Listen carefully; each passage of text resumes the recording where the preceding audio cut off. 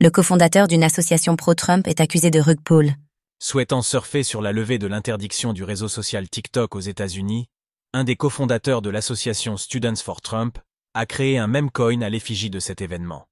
Cependant, les agissements du principal concerné laissent envisager qu'il ait mis au point une arnaque crypto pour dégager des bénéfices sur le dos des investisseurs.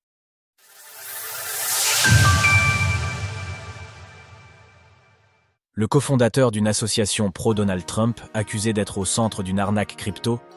Aux États-Unis, l'association Students for Trump ne poursuit qu'un but depuis sa création en 2015, faire en sorte que Donald Trump soit élu aux élections présidentielles et reste président du pays.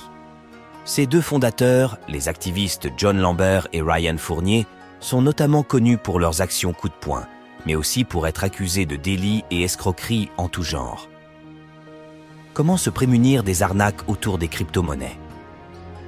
Ainsi, Ryan Fournier avait déjà été arrêté et accusé d'agression physique en 2023. Désormais, il est au centre d'une autre affaire autour des crypto-monnaies.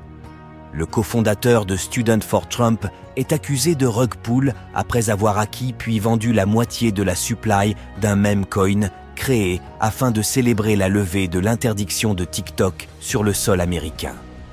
Ce week-end, sur un space proposé sur le réseau social X, Ryan Fournier déclarait qu'il a eu l'idée d'un meme coin sur le thème de TikTok en collaboration avec un investisseur crypto connu sous le pseudonyme Asta.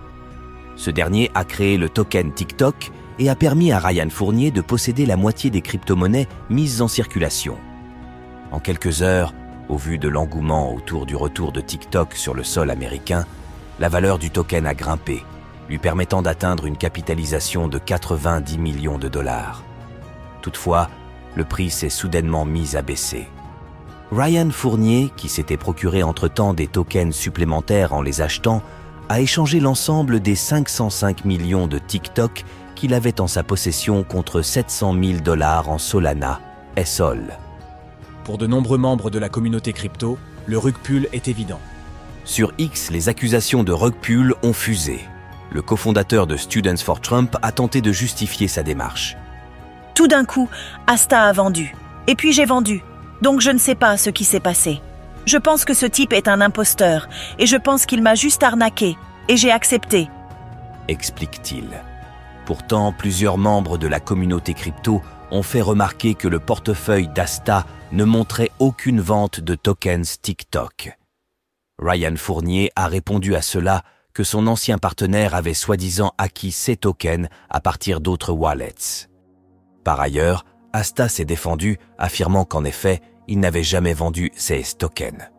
Comme Presque tout le monde le sait, j'ai envoyé les 50% de TikTok à Ryan Fournier. C'était en gros tout mon stock et je voulais juste lancer un mouvement cool. Juste après, il a vendu tout son stock. Je ne sais pas quoi dire. A précisé Asta sur X. De son côté, Ryan Fournier a insisté à plusieurs reprises qu'il débutait dans le monde des crypto-monnaies. Vous parlez à un novice ici avec les crypto-monnaies. Je peux à peine dire si je suis capable de vendre quelque chose. Je suis nouveau, d'accord? J'avoue avoir fait une erreur en faisant simplement confiance à ce type.